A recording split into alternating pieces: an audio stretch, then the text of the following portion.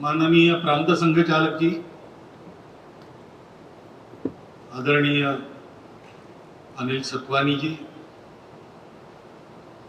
प्रकल्प समिति के अध्यक्ष आदरणीय मुकेश हाजेला जी, परम श्रद्धेय संत वृंद, उपस्थित नागरिक सज्जन, माता भगिनी, तो यह काम हो रहा है। भाषण का वैसे प्रयोजन नहीं है, और जिनका होना चाहिए भाषण उनका हो गया है, लेकिन इतने सब लोग काम कर रहे हैं तो मुझे भी कुछ काम करना चाहिए। तो मेरे तरफ यही काम दिया है कि थोड़ा समय बोलूं। समय भी बता दिया है, 32 मिनट बोलना है।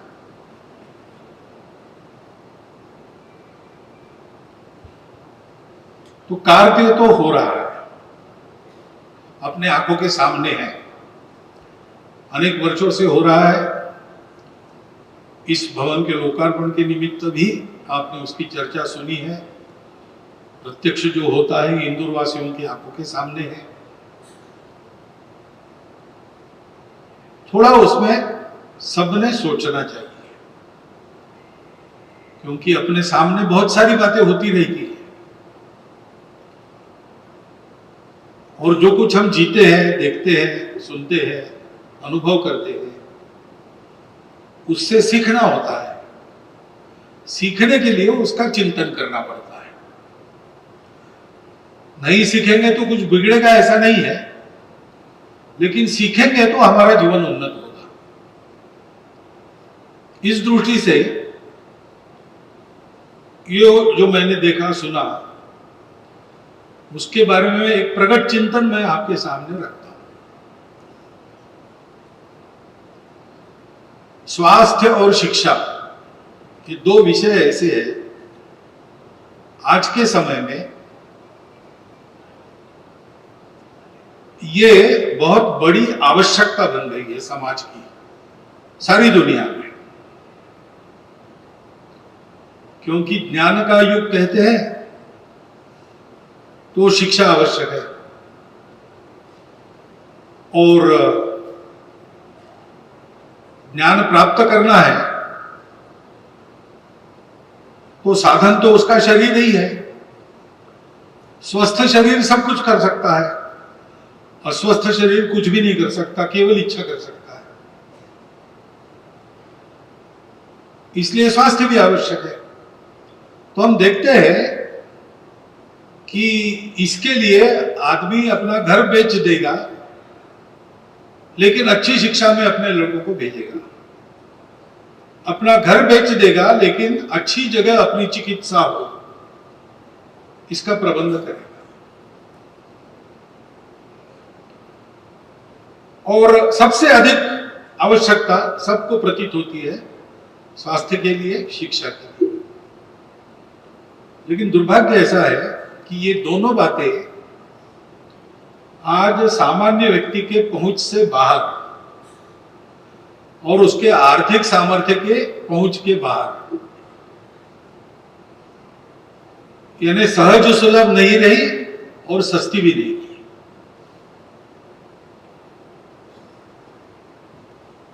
तो क्या विद्यालय वगैरह कम है? वो तो बहुत बढ़ रहे।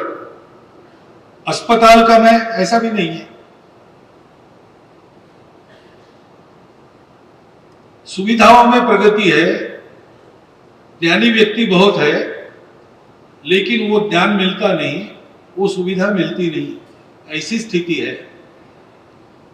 थोड़ा सा हम विचार करते हैं तो ध्यान में आता है कि सामान्य व्यक्ति के पहुंच के बाहर इसलिए हो जाती है कि पहले ये दोनों काम सेवा के नाते किए जाते थे।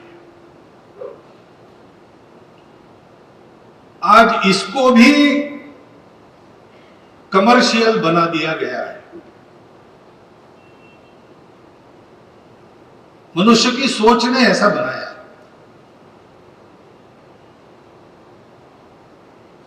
तो एक बार मैंने एक मंत्री जी का विधान सुना कुछ वर्ष पहले कि शिक्षा, भारत की शिक्षा ये $1 ट्रिलियन बिजनेस है। अब बिजनेस ये तो सामान्य व्यक्ति के पहुंच के बाहर की बात है, उसको पूंजी लगती है, जिनके पास है वही करेंगे।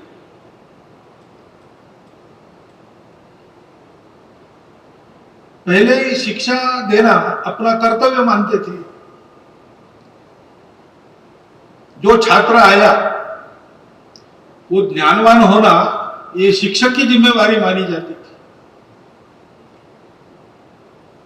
और उस ढंग से परिश्रम करते थे, छात्र की चिंता करते थे। मेरे बचपन में मैं एक बार बीमार पड़ा मलेरिया से, प्राइमरी स्कूल में था। घर हमारा खाता पीता अच्छा घर था, कोई किसी बात का अभाव नहीं था, लेकिन मलेरिया था तो घर में था। 3 दिन गया नहीं स्कूल में, ज्वर चल रहा था, बाद में भी 10 दिन नहीं गया। 3 दिन के बाद हमारे शिक्षक आ गए। मैं क्यों नहीं आया देखने के लिए, ये उनका काम नहीं था। सरकारी विद्यालय था प्राइमरी, उनको वेतन इसका नहीं मिलता था, लेकिन वो घर आया, क्यों नहीं आ रहा। तो उनको पता चला कि ऐसा ऐसा है, ठीक है। दूसरे दिन फिर आए, वो जंगल में जाकर कोई जड़ी बूटी लेके आए और हमारे पिताजी को बताया कि इसका काढ़ा पिलाइए, ये जल्दी ठीक हो जाएगा और बाद में जो वीकनेस आता है वो वीकनेस नहीं आएगा। अब हमारा घर कोई ऐसा घर नहीं था कि जहां कोई ऐसी सहायता आवश्यक है, उनको भी पता था, लेकिन ये उन्होंने सहज भाव से किया, क्योंकि पढ़ाना ये आजीविका का साधन नहीं था। आजीविका तो एक बाय प्रोडक्ट हो गया था। क्योंकि जिस छात्र को मैं पढ़ाऊंगा ऐसा मैंने कहा, वो पढ़ने के लिए अपने पास आया है, वो पढ़े इसके लिए उसकी पूरी चिंता करता। ऐसा ही स्वास्थ्य के बारे में रहता था। अपने आप प्राचीन व्यवस्था में तो 10-12 गांव मिलकर एक वैद्य जी रहते थे और पता चला उनको कि किसी घर में कोई बीमार है तो बिना बुलाए पहुंचते थे और रुग्ण को ठीक किए बिना विश्राम नहीं करते, क्योंकि चिकित्सा करना एक कर्तव्य था।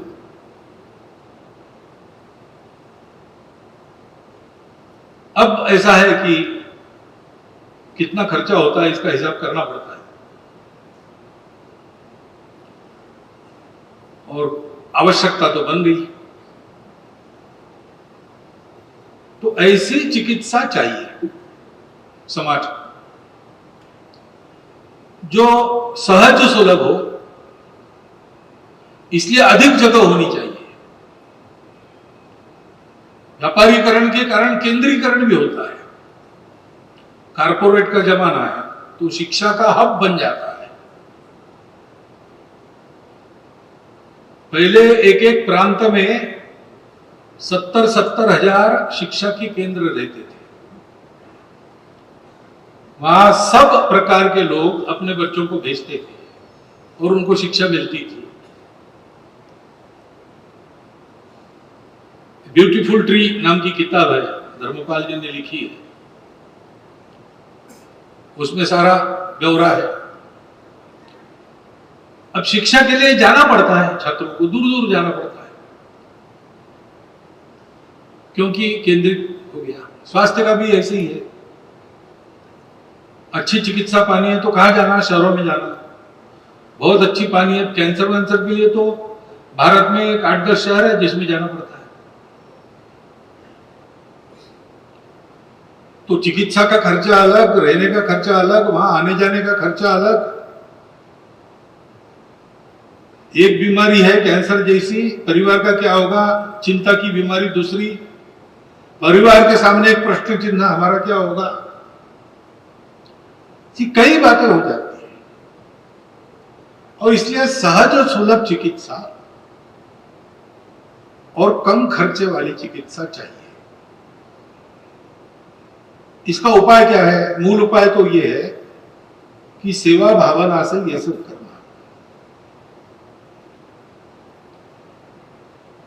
आपने सुना अनिल जी को, ये कैसे आया? उन्होंने पैसा इन्वेस्ट नहीं किया है, जो उनके मन की तड़प है। डॉक्टर हेडगेवार के बारे में एक गीत है, उसमें ऐसी पंक्ति है उनके बारे में।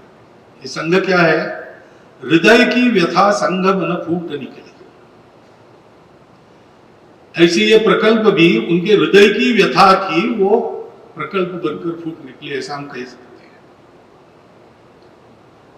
मन से इस प्रकार चिकित्सा अधिक उसके केंद्र, इसलिए वो सहज सुलभ हो जाएगी और सस्ती भी होगी अगर समाज का सहयोग होगा, क्योंकि खर्चा तो लगता ही।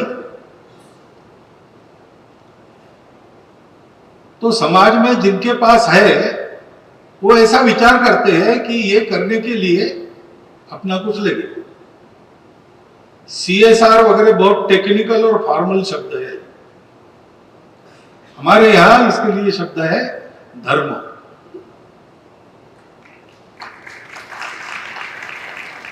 धर्म यानी सामाजिक जिम्मेवारी को निभाना। धर्म जोड़ता है समाज को, उन्नत करता है, धारणा करता है समाज की। तो जो सशक्त लोग हैं, पश्चिम कहती है कि सशक्त लोग ही जिएंगे, सर्वाइवल ऑफ द फिटेस्ट। हमारे यहां कहता है कि सशक्त लोग सबको झिलाएंगे। ये हमारा विचार है। और इसलिए अपने यहां विद्या ददाति विनयम विनयम याति पात्रताम पात्रताम धनम आपनोति धनात् धर्मम तथा सुखम। धन का उपयोग समाज की धारणा के लिए करते हैं, उसमें से सुख मिलता है। एक व्यक्ति का अपना सुख नहीं होता, अपना सुख उसने प्राप्त किया तो भी अगर समाज में दुर्भिक्ष है तो उसके सुख के दिन गिने हुए होते हैं। पूरा समाज सुखी होगा तो व्यक्ति सुखी होगा। और इसलिए व्यक्ति को अपने धन साधन का उपयोग, बुद्धि का उपयोग, शक्ति का उपयोग क्यों करना चाहिए? समाज की धारणा के लिए करना चाहिए। इस भावना से जब होती है कोई भी सेवा, स्वास्थ्य सेवा भी, तो सबके आर्थिक दृष्टि से भी सबके पहुंच में रहती है। और ये केवल रूखा सूखा कर्तव्य इस नाते नहीं निभाते। ऐसा क्यों करना है? ये अपनेपन की भावना है। ये बात ठीक है कि धन का उपयोग धर्म करने से सुख मिलता है, लेकिन अपना सुख क्या है? समाज का सुख मेरा सुख है, अपनों का सुख मेरा सुख है। अपना सुख अपनों का सुख है और समाज में सब अपने। तो अपनों के लिए किया जाता है। एक मराठी चित्रपट आके गया, कटियार काळात घुसली नाम का, पहले नाटक था, उसका सिनेमा हो गया। उसमें एक गाना है, उस गाने में एक पंक्ति है, संवेदना सहवेदना समाधान, ऐसा कहा है। संवेदना संवादे सहवेदना समाधान। तो अभी मुझे बताया अध्यक्ष जी ने कि हमारे जो चिकित्सा के लिए लोग आते हैं उनके साथ हम संवाद रखते हैं। चिकित्सा पूरी होकर वो जाते हैं, उसके बाद भी हर महीने संवाद का प्रयास करते हैं। क्यों करते हैं? हो गया, आ गए, चिकित्सा हो गई, ठीक हो गए, अब क्या संबंध है? नहीं, संबंध तो पहले भी था, आज भी है, कल भी रहेगा। वो बीमार होके उनको यहां आना पड़ा, ये तो एक नियति का योग है। लेकिन नहीं आते तो भी अपने ही है, अपने, इसलिए संवाद चाहिए। संवाद से मनुष्य को अपनी वेदना में सहयोगी मिलता है। और आदि जो वेदना है या आदि जो बीमारी है, वो इस सहसंवेदी भावना से कम हो जाती है। जैसे कैंसर की बात, कैंसर की चिकित्सा में पेशेंट की हिम्मत काम करती है, दवाई तो करती है, लेकिन उसके साथ पेशेंट की हिम्मत भी काम करती है। और हिम्मत तो उसको कब आती है? जब ऐसे मित्र मिलते हैं, उसको बात करने वाले मिलते हैं। डॉक्टर का तो काउंसलिंग होता ही होगा, होना भी चाहिए, लेकिन पेशेंट मानता है डॉक्टर है, उनका काम है काउंसलिंग करना। लेकिन जिनका काम नहीं है वो भी अपनेपन से पूछताछ करते हैं, हिम्मत देते हैं, वो ठीक हो जाते हैं। जैसे पेशेंट था, वो ठीक ही नहीं हो रहा और डॉक्टर ने उसको 3 महीने दिए कि 3 महीने के बाद तुम्हारा खेल खत्म। लड़का इंजीनियरिंग में पढ़ रहा है, लड़की का ब्याह करना है और कर्जा भी है कुछ। तो हुआ ये कि दवाई लागू ही ना पड़े और डॉक्टर ने बता दिया 3 महीने के बाद। तो उनके एक मित्र थे, मित्र यानी संबंध आया किसी कारण से, थोड़े बुजुर्ग थे, अच्छे थे, साधन संपन्न थे। उनके घर पहुंच गए,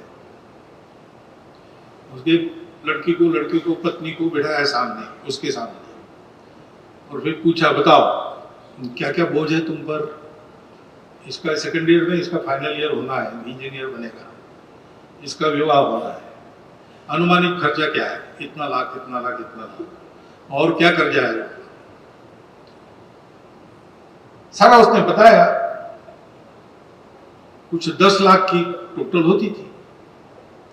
उन्होंने अपना चेकबुक उठाया, 10 लाख आंकड़ा लिख दिया, साइन कर लिया, तीनों को बताया, इसको बताया, बोले बस अब बाकी चिंता नहीं करना, ठीक होने में मन लगा, हिम्मत आ गई, ठीक हो गया, अभी भी है, काम कर रहे। बाद में मैंने उनको पूछा कि एकदम इतना आप एक व्यक्ति को 10 लाख दे रहे,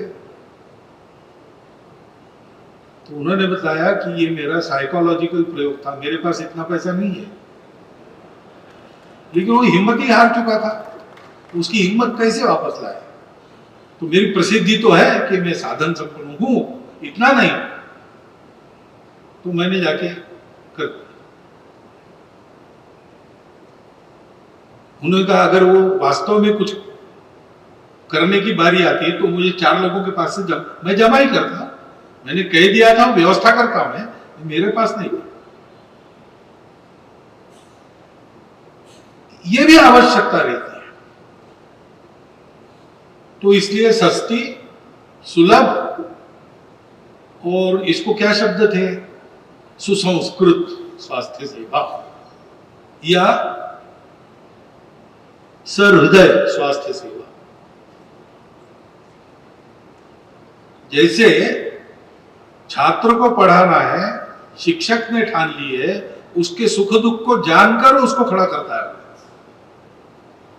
वैसे पेशेंट का दुख अपना दुख मानकर डॉक्टर उसको ट्रीट करता है।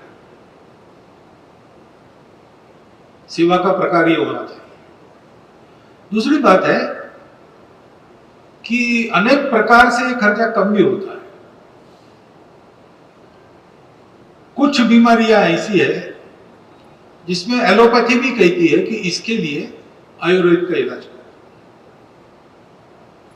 कुछ बीमारियों के बारे में होम्योपैथी ज्यादा उपयोग होता है।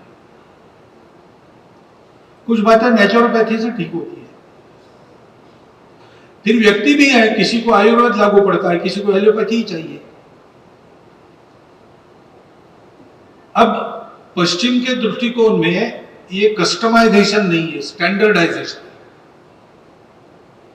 वो वहां न्यूयॉर्क में बैठकर या वाशिंगटन में बैठकर या कहीं वहां बैठकर रिसर्च करेंगे कि एक आदमी को कितनी कैलोरीज चाहिए, और वहां से एक पेपर लिखेंगे जो मैगजीन में प्रकाशित होगा, और पूरी दुनिया पर वही मानक लागू होंगे।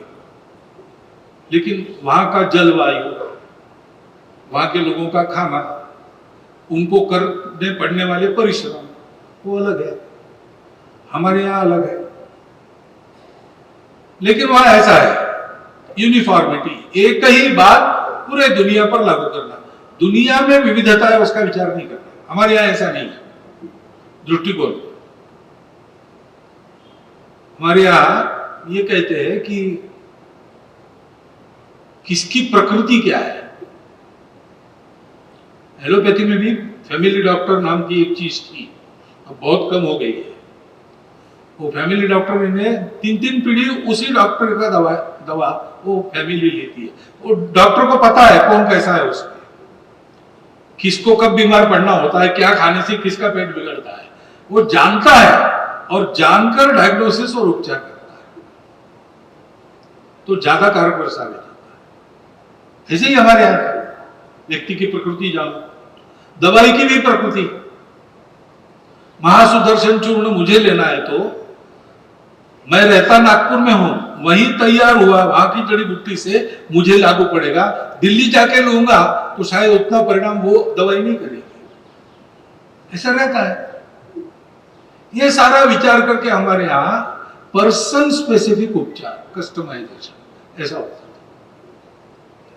तो वो कितना संभव है आज मैं नहीं जानता, लेकिन ये तो संभव है कि एक ही छत के नीचे सारी पैथियां उपलब्ध हो। कोई पैथी श्रेष्ठ कनिष्ठ ये मेरा दावा बिल्कुल नहीं है, ज्ञान जहां से है वहां से ठीक है, लेकिन मनुष्यों की विविधता ध्यान में रखते हुए सब प्रकार उपलब्ध रहे। ये किया तो जिसको एलोपैथी लागू नहीं है वो खर्चीला उपचार एलोपैथी का क्यों करे। उसको होम्योपैथी लागू है, खर्चा कम होता है और लागू पड़ता है दवा। ऐसी कुछ सोच लेकर करना पड़ेगा। इस प्रकल्प में सब प्रकार की पैथी यहां उपलब्ध है, तो थोड़ी ये भी व्यवस्था आगे चल के ऐसी होनी चाहिए कि इस पेशेंट को क्या लागू पड़ता है इसकी भी परीक्षा होनी चाहिए, और अच्छा होगा। एक बात है कि ये होना था तो हुआ, कार्यकर्ताओं ने परिश्रम किया, सतत लगे। अगर व्यक्ति किसी ध्येय के पीछे पूर्ण ध्यास युक्त होकर, पूरा ध्यान देकर परिश्रम करता है तो अपने यहां कहते हैं सत्य संकल्प का दाता श्री भगवान है। वो संकल्प चलना चाहिए, क्योंकि और बहुत काम करना है, अभी ये प्रकल्प और आगे बढ़ना है और सतत ध्यान देने का प्रकल्प है। एक बार ये कर दिया और हो गया ऐसा नहीं होगा, इसको चलाते रहना पड़ेगा, क्योंकि बीमारियां सनातन है, स्वास्थ्य का विषय सनातन है, चलता आया है, आगे भी चलेगा। और इसलिए वैद्यकीय सेवा, मनुष्य की शिक्षा की सेवा, ये सेवाएं भी सनातन है। जब से मनुष्य का जन्म हुआ तब से अस्तित्व में आई, और जब सृष्टि में मनुष्य नहीं रहेगा तभी समाप्त हो। और इसलिए सतत चलाना,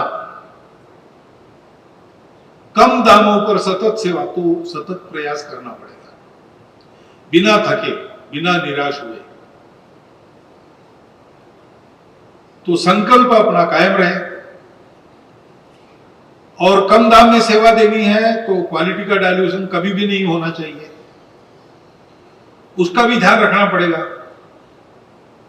और ये सारा करने के बाद भी ये बहुत अच्छा काम है, अभिनंदनीय काम है, शाबाश कहना चाहिए। मैं कहता भी हूं, बाहर से आया हूं इसलिए शाबाश कह रहा हूं। ये प्रशंसनीय काम है और लोग इसकी प्रशंसा करेंगे। लेकिन कार्यकर्ताओं ने उसको एक कान से छोड़कर दूसरे कान से छोड़ देना है, एक कान से सुनकर। क्योंकि जो मैं सेवा कर रहा हूं वो काम लोगों को अच्छा लगता है, प्रशंसनीय लगता है भी, परंतु मेरे लिए तो वो सहज स्वाभाविक बात है। ये करने से रुग्णों की रुग्णता समाप्त होती है, वो उनका लाभ है, लेकिन लाभान्वित तो मैं होता हूं। सेवा से हम पवित्र होते हैं। जिसकी सेवा करते हैं वो हमारे लिए नारायण रूप है, वो हमको अवसर दे रहा है। कहीं हिमालय में जाना नहीं है, कुछ नहीं है, अपने घर के अड़ोस पड़ोस में अपने स्थान पर जो अपनी शक्ति है उसके साथ जितनी शक्ति है उतनी लगाकर भगवान स्वयं सेवा का अवसर इस सेवा करने के लिए मुझे दे रहे हैं। और इसलिए इसमें ये भी अच्छा ही है, लोग अच्छा इसको कहेंगे, प्रशंसा करेंगे, विनम्र भाव से उसको सुनना, दूसरे कान से छोड़ देना। मन में ये नहीं आना चाहिए कि हम भी क्या 30 मार खाना है। आगे सतत अगर काम करना है तो ये बहुत आवश्यक है, क्योंकि विद्या ददाति विनय, विनयाद याति पात्रता। विद्या के साथ विनय, वैसे सेवा के साथ भी विनय चाहिए। हमको तो वही बातें काम की है जिससे अधिकाधिक लोगों का हम कल्याण कर सकेंगे। न त्वहं कामये राज्यम न स्वर्गम न अपुनर्भवम कामये दुख तप्तानाम प्राणिनाम आरती नाशनम। ये राजा रंतिदेव का कहा सब सेवा करने वालों के लिए गुरु मंत्र है, करते रहना, नेकी करो और कुएं में डालो। ऐसे ही काम हो रहा है, सहज संवेदना से इस काम की शुरुआत हो रही और छोटे छोटे कदम लेकर आगे बढ़ रहे हैं, ये भी अच्छी बात है। Bite only that much which you can chew. बड़ा बोझ लेके बैठ जाना ये ठीक नहीं है, थोड़ा थोड़ा होगा, जल्दी नहीं है। सनातन समस्या है, इलाज लंबे समय तक चलेगा, लेकिन जो करेंगे वो उत्कृष्ट करना और जो करेंगे वो यशस्वी करना, सतत करना। अपने प्रति धन्यता होनी चाहिए, गौरव होना चाहिए, अहंकार नहीं आना चाहिए, ये ध्यान में रखकर करना। ये सब चल रहा है और ये हम कर रहे हैं तो हमारी सेवा तो ऐसी है कि हम सेवा करते चले जाए और लोग सेवा लेते चले जाए, ऐसी इच्छा हमारी सेवा करने वालों को नहीं होती। उनको ये इच्छा होती है कि हमारी सेवा करने से जो सेवा लेते हैं वो सेवा करने वाले बन जाए। मराठी में एक कविता है कुसुमाग्रज की, कि उसकी हिंदी ऐसे बन सकता है, देने वाला देता जाए, लेने वाला लेता जाए, लेते लेते लेने वाले ने देने वाले के हाथ लेने चाहिए। दान लेते लेते वो दान देने वाला बन जाता है। ऐसी सिद्धत्व जगाने वाली सेवा वो हमको करनी है, तो समाज को साथ लेकर करना, क्योंकि हम सेवा करते रहे, कुछ लोग सेवा लेते रहे और बाकी लोग आप जैसे बजा रहे वैसे तालियां बजाते रहे, ये तो कल्पना नहीं है। समाज के आवश्यक कार्य के लिए संस्था संगठनों को काम करना पड़े केवल अलग होकर, ये ठीक नहीं। समाज की आवश्यकता है, समाज पूर्ण करे, ये होना चाहिए। वो भी बात जगनी चाहिए, उसके लिए समाज का सहयोग वो ले रहे हैं। तो सब अच्छी सेवा के लक्षण पूरा करके ये काम हो रहा है, वो आगे सतत करना है, सतत चलना है। तो कुछ बातें ध्यान में रखने की मेरे मन में आती थी, तो मैंने आपके सामने चिंतन के लिए रख दी। बाकी ये जो काम हो रहा है उसके लिए सब प्रकार की शुभकामना है और मुझे अच्छा लगता है, बहुत सारे स्वयंसेवक भी इसमें है।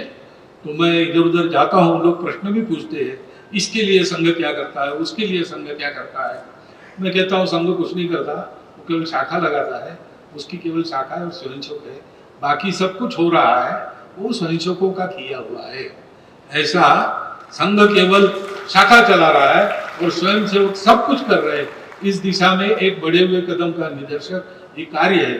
इसलिए मुझे भी इस कार्य के बारे में बहुत अच्छी आस्था उत्पन्न हो गई है, उसको मैं व्यक्त करता हूँ, आपको धन्यवाद करता हूँ और मेरा संबोधन समाप्त।